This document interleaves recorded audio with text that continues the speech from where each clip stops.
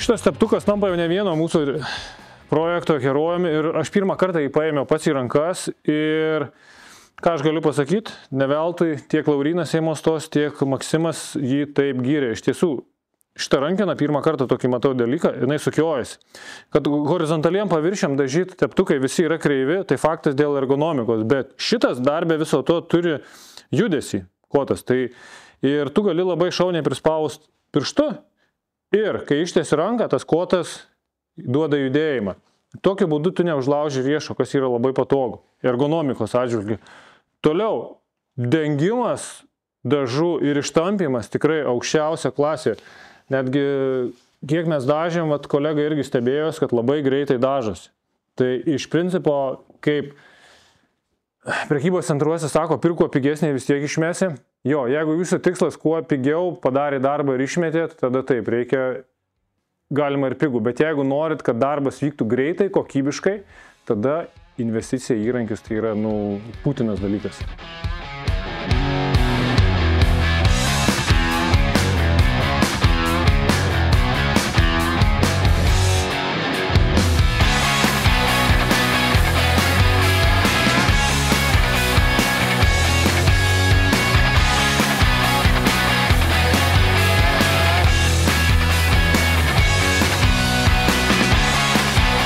Kitas dalykas dėl plaukų kritimo ir teptuko šėrimasis. Kiek mes jau nudažėm 100 kvadratų,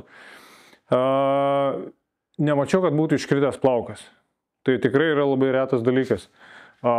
Plus grįžtant dar prie koto, šitas kotas išsiima. Ir tu gali, jeigu kažkur reikia sunkiai prieiti arba dar kažką, gali tiesiog su tokiu dalyku taip dažyti. Irgi nesu matęs tokių dalykų.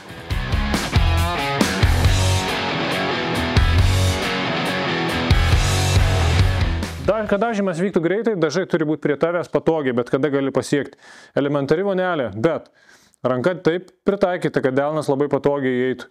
Vonelė išplotėja tam, kad galėtum ir su siauru, ir su plačiu prieiti. Plus, negana to, čia yra magnetas, kur gali mažai teptuką prisiklijuoti ir dirbti su dideliu. Tau nereikia. Ypatingai, jeigu dirbi ant kopėčių, tas yra labai patogu.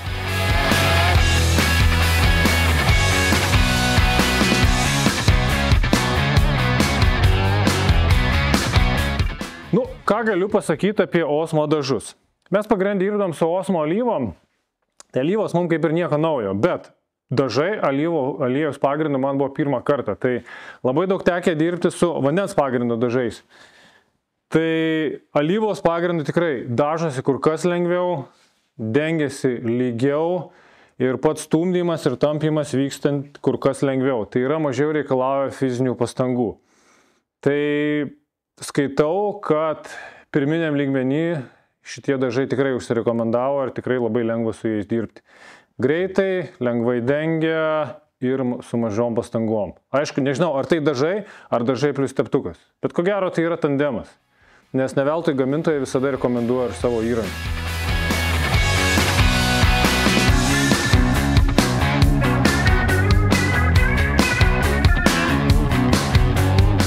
Turim dalį lentų, kurios jau vieną eilę nudažytai, žiūva.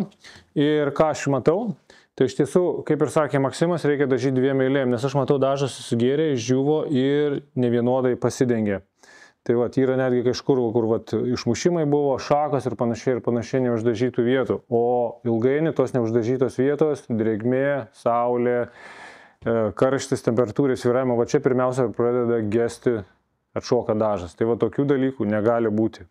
Tai kad būtų kokybiškai padengta, pritariu, turi būti gruntuota arba impregnuota ir 2 eilėm dažyti.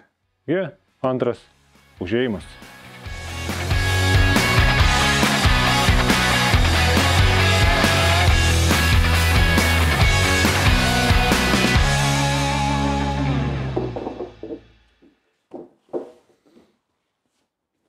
Kas man dar labai patinka, ta dažų konsistencija, jinai pakankamai tiršta, bet tepasi, kaip ir sakiau, lengvai ir antra eilė įsidėjus jau kelintą eilę įsiskleidžiam, nėra visiškai dažų nubėgimų. Nes, pavyzdžiui, dirbant su vandens pagrindo, dažnai būna šakos kažkokios, ne, kur viską atrodo nubraukė, va čia lyga kažkokios ertmės, kuriuose tie dažai būna. Tu pastatai džiūvimui, iš tų ertmių būna pastoviai nubėgimai.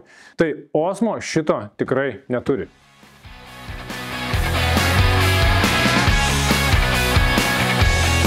Dar visada būna kyla klausimas, kada geriausia dažyti, tai yra žiūrint iš statybų proceso eigos, ar sumontavus, ar prieš.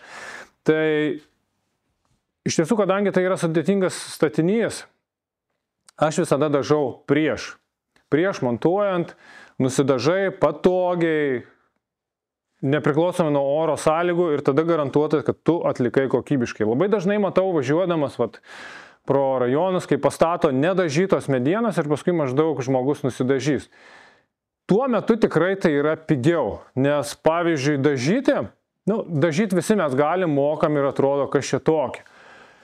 Ir finansiškai, kai vertinant, tai gaunasi pakankamai nemaža suma, bet vertinant laiką, tai irgi gaunasi pakankamai didelės laiko išlaidos, nes pavyzdžiui mes dviese viena eilė viską dažėm apie 6-7 valandas, patogiai pasidėjus tokioj padėty. Tai yra ergonomika. Visiškai buvo patogu, smagu, 6-7 valandas, gruntavimas 2-3 valandas, impregnavimas ir dabar jau antra eilė.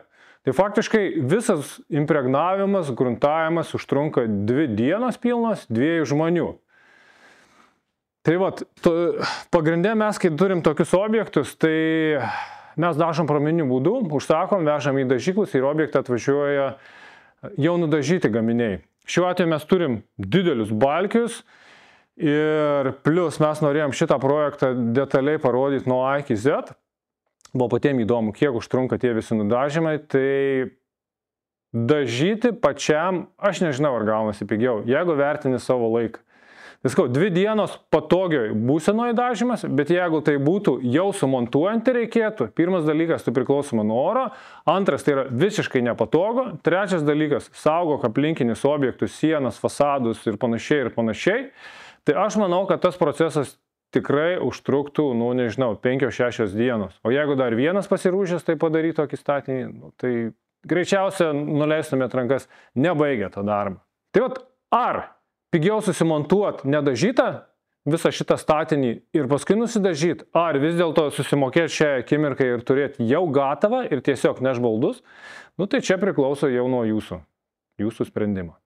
Tai ko gero apie dažymą ar baigsim, mes pabaigsim darbus, jūsų neužlaikau ir tada su pergalės klausimu mes greičiausiai susitiksim prie montavimo darbų. Iki bičiuliai!